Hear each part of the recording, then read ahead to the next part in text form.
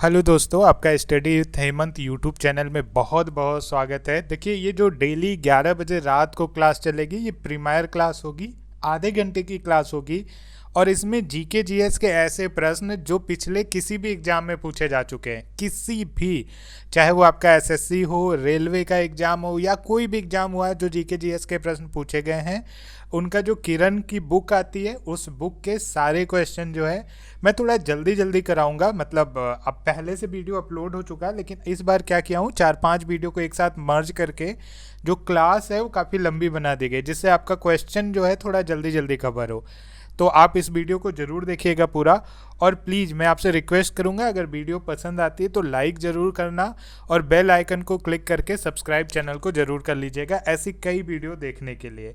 इसके अलावा मैं अनअकैडमी पे भी पढ़ाता हूं, तो आप मुझे डेली सुबह 9 बजे, डिस्क्रिप्शन में लिंक दे रखा हूं, या सिंपल आप हेमंत कुमार मिश्रा सर्च करोगे तो आपको जो है मेरी क्लासेस वहां पे मिल जाएंगी। डेली सुबह 9 बजे एसएससी जीडी के लिए, ठीक है, जो अभी आपका एग्जाम होना है उसका टेस्ट होता है। तो अगर आपसे कोड पूछे तो study19 कोड आपको अप्लाई करना है। वो कोड अप्लाई करके आप मुझे अनअकैडमी पे फॉलो कर सकते हैं। और बिल्कुल ये कोड जब आप अप्लाई करोगे ना, ये बिल्कुल फ्री है, ठीक है, कोई पैसा नहीं लगना है। आप मेरी सभी क्लास बिल्कुल फ्री में देख सकते हैं, क्योंकि वहाँ पे मैं सभी स्पेशल क्लास ही लेता हूँ, जिससे आपको कोई पेमेंट ना करना पड़े। तो चलिए आज की क्लास शुरू करते हैं। Thank you everyone. पांच जगत वर्गीकरण किसने किया था? दोस्तों ये किया गया था विटेकर के द्वारा। जी हाँ दोस्तों, आर.एच. विटेकर, इन्होंने ही जीवधारियों को 5 जगत यानी कि 5 किंगडम में विभाजित किया था। दोस्तों ये किंगडम कौन कौन से है ये जान लेते हैं। तो पहला था मोनेरा, प्रोटिस्टा, प्लांटी, कवक और एनिमेलिया। तो 5 जगत वर्गीकरण किया गया था विटेकर के द्वारा। नेक्स्ट क्वेश्चन, सबसे बड़ा एक कोशिकीय जीव है। तो दोस्तों सबसे बड़ा एक कोशिकीय जीव होता है एसिटेबुलेरिया। एसिटेबुलेरिया, जी हाँ दोस्तों, सबसे बड़ा एक कोशिकीय जीव एसिटेबुलेरिया है, और इसका जो नाभिक होता है वह भी सबसे बड़ा होता है। तो राइट आंसर हो जाए एसिटेबुलेरिया। नेक्स्ट, सबसे बड़ा शावक कौन सा जानवर पैदा करता है, यानी सबसे बड़ा बच्चा कह सकते हैं कौन सा जानवर पैदा करता है, तो वो होगा नीली व्हेल, ब्लू व्हेल। जी हाँ दोस्तों, यह सबसे बड़ा शावक पैदा करती है दोस्तों, जिसकी लंबाई लगभग 24 फीट और वजन लगभग 4 टन होता है। 4 टन। दोस्तों व्हेल की लंबाई 100 फीट से भी अधिक होती है, और अगर इसके गर्भावस्था काल की बात करें तो वह लगभग 1 साल का होता है। तो सबसे बड़ा शावक कौन सा जानवर पैदा करता है, तो हो जाएगा ब्लू व्हेल यानी कि नीली व्हेल। नेक्स्ट क्वेश्चन, मानव जातियों के वर्गीकरण के लिए निम्न में से किस कसौटी का प्रयोग नहीं किया जाता है? तो दोस्तों वो है हमारा कान। जी हाँ दोस्तों, मानव जातियों के वर्गीकरण के लिए कान का प्रयोग नहीं किया जाता, बाकी आँख का, नाक और बालों का प्रयोग इसमें किया जाता है। तो राइट आंसर हो जाएगा कान। नेक्स्ट क्वेश्चन, अकशेरुकी में नहीं होता है क्या? तो दोस्तों अकशेरुकी में पृष्ठ रज्जु यानी कि नोटोकार्ड जो होता है नहीं होता है, जबकि कशेरुकियों में जीवन की किसी न किसी अवस्था में नोटोकार्ड यानी कि पृष्ठ रज्जु उपस्थित होता है। तो राइट आंसर क्या हो जाएगा? पृष्ठ रज्जु। नेक्स्ट, पृथ्वी पर विशालतम जीवित पक्षी कौन सा है? तो दोस्तों पृथ्वी पर विशालतम जीवित पक्षी है शुतुरमुर्ग। दोस्तों ये अफ्रीका में पाया जाता है, और ये उड़ने में असमर्थ होता है तथा तेज दौड़ने वाला पक्षी होता है। तो शुतुरमुर्ग सबसे बड़ा विशालतम जीवित पक्षी है, और पाया कहाँ जाता है, तो वो हो जाएगा अफ्रीका में। नेक्स्ट क्वेश्चन, सबसे छोटा पक्षी निम्न में से कौन सा है? तो दोस्तों वो हमारा होता है गुंजन पक्षी। गुंजन पक्षी, जिसे हम हमिंग बर्ड के नाम से जानते हैं। हमिंग बर्ड यह दुनिया का सबसे छोटा पक्षी है दोस्तों। वर्तमान में अगर बात करें तो 5 सेंटीमीटर आकार की बी हमिंग जो बर्ड है वह संसार की सबसे छोटी चिड़िया या पक्षी मानी जाती है। और यह पाई कहाँ जाती है? तो यह पाई जाती है क्यूबा में। दोस्तों ये मात्र एक ऐसी पक्षी है जो आगे पीछे दोनों तरफ उड़ सकती है। तो सबसे छोटा पक्षी हो जाएगा गुंजन पक्षी यानी कि हमिंग बर्ड। पाई जाती है कहाँ पे? तो वो हो जाएगा क्यूबा में, और आगे पीछे दोनों तरफ उड़ने में ये सक्षम होती है। नेक्स्ट क्वेश्चन, जल में तैरने वाले पक्षियों में क्या विशेषता होती है? तो दोस्तों ये जो जल में तैरने वाले पक्षी होते हैं, इनके जो पैर होते हैं वो जाल युक्त होते हैं।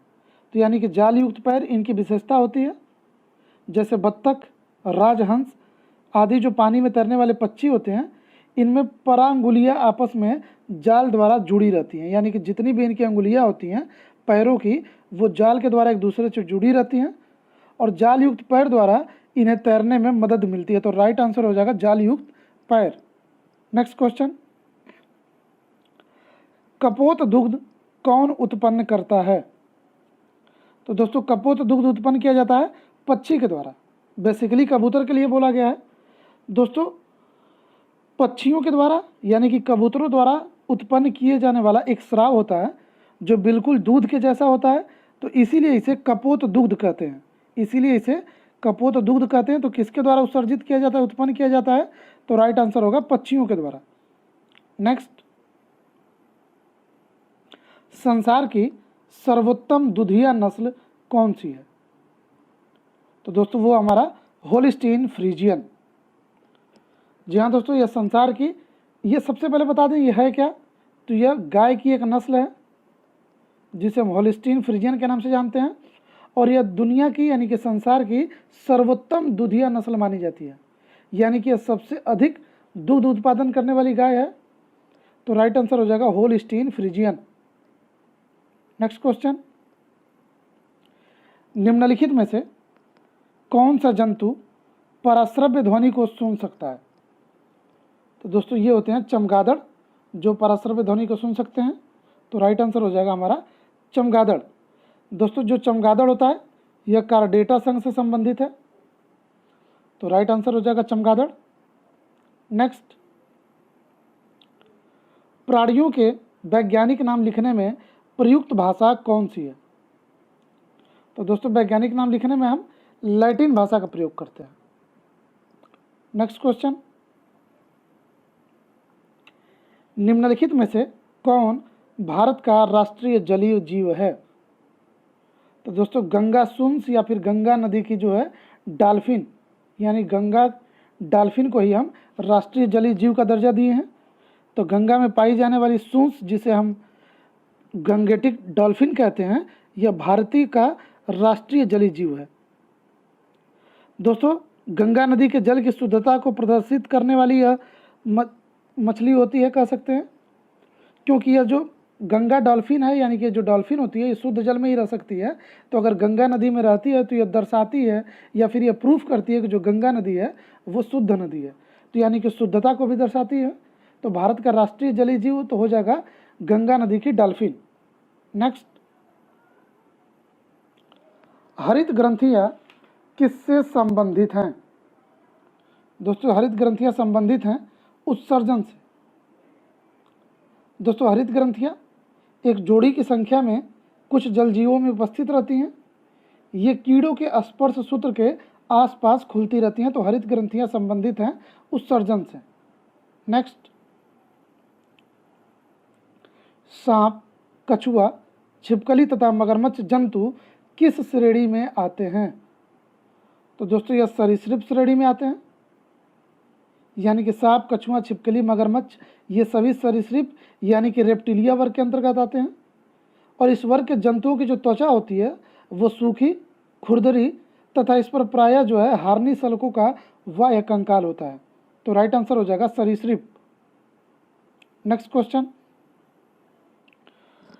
डायनासोर कितने वर्षों से विलुप्त हैं? तो दोस्तों ये लगभग 65 मिलियन वर्ष से विलुप्त हो गया है। यानी 65 मिलियन वर्षों से डायनासोर का जो है कि अस्तित्व नहीं है। दोस्तों डायनासोर सरीसृप वर्ग का प्राणी था जो कि ट्राइएजिक समय में पैदा हुए और क्रिटेशियस युग में विलुप्त हो गए थे। दोस्तों लगभग 6.5 करोड़ यानी कि 65 मिलियन वर्ष पूर्व वे विलुप्त हुए। तो राइट आंसर होगा 65 मिलियन वर्ष। नेक्स्ट क्वेश्चन, असम और नागालैंड के पहाड़ी वनों में पाया जाने वाला भारत का एकमात्र कपी कौन सा है? तो दोस्तों वो होगा हमारा गिब्बन। यानी असम और नागालैंड के पहाड़ी वनों में पाए जाने वाले भारत का एकमात्र कपी या बंदर वो गिब्बन है। दोस्तों यह छोटे आकृति के वृक्षों पर पाया जाने वाला आधुनिक कपी है, तो राइट आंसर हो जाएगा गिब्बन। नेक्स्ट क्वेश्चन, निम्नलिखित में से कौन सी प्रजाति भारत में स्थानीय स्तर पर विलुप्त हो गई है? तो दोस्तों वो है हमारा साइबेरियाई सारस। जी हाँ दोस्तों, साइबेरियाई सारस भारत में स्थानीय स्तर पर बिल्कुल विलुप्त हो गई है या विलुप्त होने की कगार पे है कह सकते हैं, तो साइबेरियाई सारस हमारा राइट आंसर होगा। नेक्स्ट, नाभिकीय विकिरण का अत्यधिक दुष्प्रभाव सबसे पहले मानव शरीर के किस अंग पर होता है? तो दोस्तों ये होता है हमारी आँखों पर। यानी नाभिकीय विकिरण का अत्यधिक दुष्प्रभाव सबसे पहले आँखों पर पड़ता है, तो राइट आंसर हो जाएगा आँख। नेक्स्ट, निम्नलिखित में से कौन सा सर्प विष रहित है? तो दोस्तों अजगर सांप में विष नहीं होता है। जी हाँ दोस्तों, अजगर जो कि लगभग 6 मीटर लंबा और मोटा होता है, और दोस्तों यह जो है कि विषहीन सांप होता है, यानी कि इसमें विष नहीं पाया जाता। लेकिन यह जो है बड़े से बड़े जानवर जैसे भेड़, बकरी, गाय, हिरन वगैरह को एक ही बार में निगल जाता है। तो कौन सा सर्प विष रहित होता है? तो राइट आंसर हो जाएगा अजगर। अब देखो, अगर आप अनअकैडमी प्लस बाय करना चाहते हो तो आप मेरा कोड यूज कर सकते हो study19 किसी भी जो एग्ज़ाम के लिए, एसएससी हो गया, यूपीएसआई हो गया, रेलवे एग्ज़ाम हो गया या यूपीएससी एग्ज़ाम हो गया, हर एग्ज़ाम के लिए आपको एक अच्छा खासा डिस्काउंट मिल जाएगा अगर आप मेरा कोड यूज करते हो study19। इसके साथ ही जो आपकी रेटिंग, जो आपकी क्रेडिट है, ठीक है, जो आपको पॉइंट मिला है, वो भी पॉइंट आप डिस्काउंट में जो है आप यूज कर सकते हो, ठीक है। तो आप मुझे अनअकैडमी पे ज़रूर फॉलो करें। जस्ट आपको सर्च करना है Hemant Mishra, Unacademy app install कर लीजिए और वहाँ पे मेरी कम से कम 40 से 50 फ्री लाइव क्लास होने वाली हैं, जो कि आपको रेलवे और एसएससी एग्ज़ाम के लिए बहुत ज़्यादा हेल्प करने वाली है। तो आपको फ्री लाइव क्लास कैसे मिलेगी? आपको जस्ट मेरा कोड यूज करना है study19 कोड यूज करके आप वो फ्री क्लास का बेनिफिट उठा सकते हैं, ठीक है। निम्नलिखित में से किसे आनुवंशिकी का जनक कहा जाता है? तो दोस्तों आनुवंशिकी का जनक हम मेंडल को कहते हैं। जी हाँ दोस्तों, ग्रेगर जॉन मेंडल ने आनुवंशिकता का या फिर वंशागति के मूल नियम बनाकर आधुनिक आनुवंशिकी की नींव रखी। इसीलिए आनुवंशिकी का पिता या फादर ऑफ जेनेटिक्स हम मेंडल को कहते हैं। नेक्स्ट क्वेश्चन, निम्नलिखित में से जीव विज्ञान की कौन सी शाखा आनुवंशिकता तथा विविधताओं के अध्ययन से संबंधित है? तो दोस्तों वो हमारा आनुवंशिकी, जेनेटिक्स जीव विज्ञान की वह शाखा है जो आनुवंशिकता तथा विविधताओं के अध्ययन से संबंधित है। तो राइट आंसर हो जाएगा आनुवंशिकी यानी फिर जेनेटिक्स। नेक्स्ट, आनुवंशिकता यानी जेनेटिक्स के नियम जो है, उसका जो जेनेटिक्स शब्द है वो किसने गढ़ा था? आनुवंशिकता शब्द किसने गढ़ा था? तो दोस्तों ये आनुवंशिकता शब्द का यूज किया गया था सबसे पहले बेटसन के द्वारा। जी हाँ दोस्तों, डब्ल्यू बेटसन, इन्होंने ही 1905 में सबसे पहले जेनेटिक्स शब्द यानी कि आनुवंशिकी शब्द का उपयोग किया था। तो बेटसन ने सबसे पहले जेनेटिक्स शब्द का इस्तेमाल किया। कब? तो वो हो जाएगा 1905 में। नेक्स्ट क्वेश्चन, जब एक जीन युग्म अन्य इकाई के प्रभाव को छिपाता है तो यह घटना क्या कहलाती है? तो दोस्तों घटना कहलाती है एपिस्टेसिस। जी हाँ दोस्तों, जब एक जीन युग्म अन्य इकाई के प्रभाव को छिपाता है तो यह जो घटना होती है एपिस्टेसिस कहलाती है। नेक्स्ट क्वेश्चन, संलग्नता की खोज किसने की थी? तो दोस्तों संलग्नता की जो खोज थी वो बेटसन के द्वारा की गई। जहाँ दोस्तों संलग्नता की खोज ब्रिटिश के वैज्ञानिक थे, ये विलियम बेटसन, जिन्होंने मैं आपको बताया कि सबसे पहले जेनेटिक शब्द का इस्तेमाल किया था। इन्होंने ही संलग्नता की खोज की थी किसके साथ मिल करके? तो विलियम बेटसन और रेगिनाल्ड प्रुंडल पुनेट ने। बेटसन और पुनेट। नेक्स्ट क्वेश्चन, सामान्यतः निषेचन होता है कहाँ पर? तो जो निषेचन होता है डिंब वाहिनी नली में। जी हाँ दोस्तों, अगर नर जनन कोशिका के शुक्राणु का मादा जनन कोशिका के अंडाणु से मिलन होता है तो उसी को हम निषेचन कहते हैं। और दोस्तों ये जो निषेचन क्रिया है ये डिंब वाहिनी नली में पूरी होती है या फिर संपन्न होती है? तो राइट आंसर होगा डिंब वाहिनी नली। नेक्स्ट, जीन शब्द किसने बनाया था? तो दोस्तों ये जो जीन शब्द है ये W.L. जोहानसन के द्वारा यूज किया गया था या फिर बनाया गया था। दोस्तों जीन तो ये जीवित प्राणियों की एक आनुवंशिक इकाई होती है और इसकी जो खोज थी वो जॉनसन के द्वारा की गई थी। तो राइट आंसर होगा W.L. जॉनसन। नेक्स्ट, गर्भाशय यानी वुम्ब के लिए वैकल्पिक शब्द क्या है? तो दोस्तों गर्भाशय को हम यूटेरस बोल सकते हैं या फिर यूटेरस के नाम से जानते हैं। दोस्तों यूटेरस एक मजबूत मांसपेशियों से बना एक थैली जैसा अंग होता है जो महिला के पेट में काफ़ी नीचे की ओर स्थित होता है। तो उसी को हम उम्ब कहते हैं, गर्भाशय कहते हैं या फिर यूटेरस कहते हैं। नेक्स्ट, एम्नियोसेंटेसिस यानी कि भ्रूण परीक्षण पर कानूनी प्रतिबंध लगाया गया है, क्यों? दोस्तों इसका प्रयोग जो है भ्रूण लिंग के चुनाव के लिए किया जाता है, यानी कि पहले से ही लोग जानकारी कर लेते हैं कि हमारे भ्रूण में यानी कि हमारे पेट में जो बच्चा होने वाला है वो लड़का है या लड़की है, तो अपने ज़रूरत के हिसाब से उसको पैदा करते हैं या फिर नहीं करते हैं। तो इसीलिए जो है कि भ्रूण लिंग परीक्षण न हो, इसी वजह से एम्नियोसेंटेसिस पर कानूनी प्रतिबंध लगाया गया है। नेक्स्ट क्वेश्चन, जीवाणु कोशिका में सूत्रकणिका की संख्या है कितनी? दोस्तों जीवाणु कोशिका में सूत्रकणिका की संख्या 0 है। जी हाँ दोस्तों, जीवाणु कोशिका में सूत्रकणिकाओं की संख्या 0 होती है क्योंकि जीवाणु प्रोकैरियोटिक जीव होते हैं। नेक्स्ट, एलोसोम होते हैं। दोस्तों एलोसोम जो होते हैं वो लिंग गुणसूत्र होते हैं। लिंग गुणसूत्र, मनुष्य में टोटल 23 जोड़ी गुणसूत्र होते हैं यानी कि 46 गुणसूत्र। 22 जोड़ी जो गुणसूत्र होते हैं स्त्रियों और पुरुषों में समान होते हैं और अपने अपने में समजात होते हैं। और जो 23वीं जोड़ी गुणसूत्र होती है वो विषमजात गुणसूत्र एलोसोम कहलाती है। तो एलोसोम होते हैं लिंग गुणसूत्र। नेक्स्ट, सॉरी, निम्नलिखित में से किन में लिंग गुणसूत्रों का एक पूर्ण युग्म होता है? तो दोस्तों ये केवल स्त्रियों में होता है।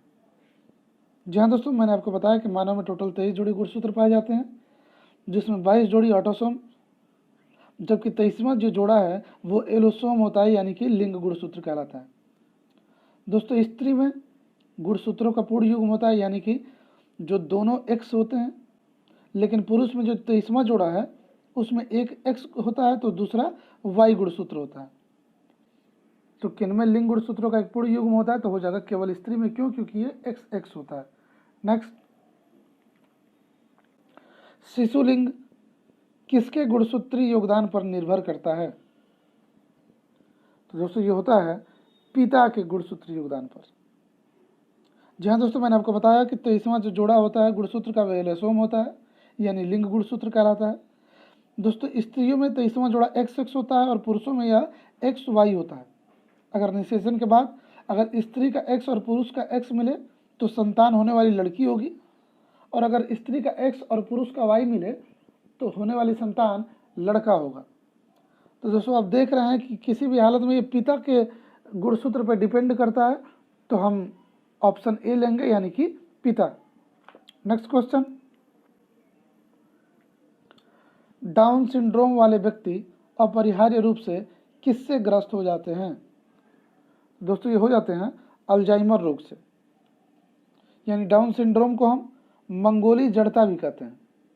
मंगोली जड़ता कहलाता है ये डाउन सिंड्रोम जो है यह मंगोली जड़ता कहलाता है। और ऐसे जो व्यक्ति हैं अपरिहार्य रूप से अल्जाइमर रोग से ग्रस्त हो जाते हैं। तो राइट आंसर होगा अल्जाइमर रोग। नेक्स्ट,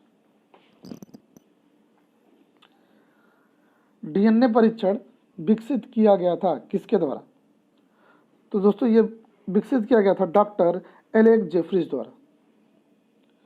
जहां दोस्तों डीएनए फिंगरप्रिंटिंग और डीएनए परीक्षण की तकनीक विकसित की गई थी इनके द्वारा।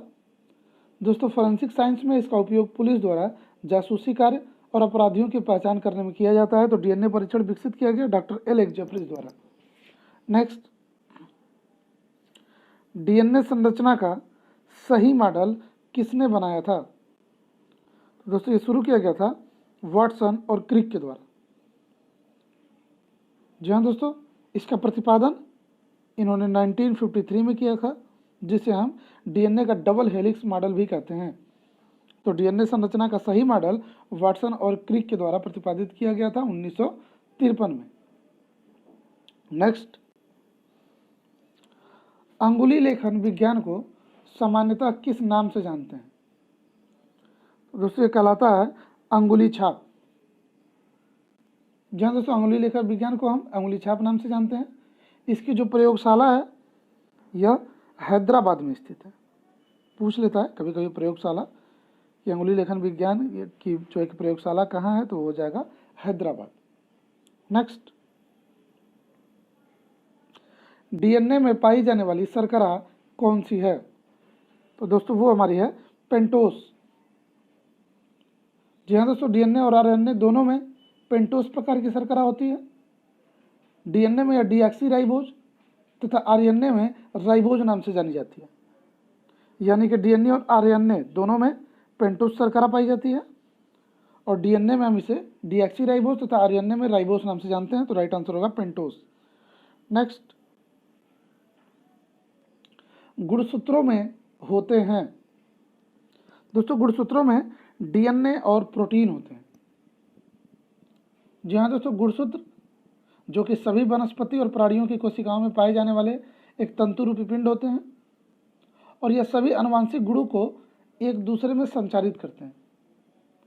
दोस्तों गुणसूत्र की संरचना में दो पदार्थ विशेष रूप से शामिल होते हैं। कौन कौन से? तो वो जाएगा डीएनए और एक प्रोटीन होता है हिस्टोन नाम का। हिस्टोन नामक प्रोटीन है। तो हिस्टोन नामक एक प्रकार का प्रोटीन और डीएनए इसमें शामिल होते हैं। तो राइट आंसर होगा डीएनए और प्रोटीन। दोस्तों हिस्टोन काफ़ी इंपॉर्टेंट है, पूछा जाता है कौन सा प्रोटीन, तो वो हो जाएगा हिस्टोन। नेक्स्ट, जीवन का ब्लूप्रिंट है। दोस्तों जीवन का ब्लूप्रिंट है हमारा डीएनए। जी हाँ दोस्तों, डीएनए को ही हम जीवन का रासायनिक ब्लूप्रिंट कहते हैं। इससे व्यक्तियों की पहचान की जाती है। तो जीवन का ब्लूप्रिंट हो जाएगा डीएनए। दोस्तों आज के वीडियो में बस इतना ही। उम्मीद है आपको आज की वीडियो पसंद आई होगी। अगर आपको वीडियो पसंद आई हो तो उसे लाइक, कमेंट और शेयर जरूर करें। और अगर अभी तक आपने हमारे चैनल को सब्सक्राइब नहीं किया है तो दोस्तों चैनल को सब्सक्राइब जरूर कर लें, ताकि आने वाले नए नए वीडियोज़ के नोटिफिकेशंस आपको मिलते रहें। वीडियो देखने के लिए धन्यवाद। जय हिंद।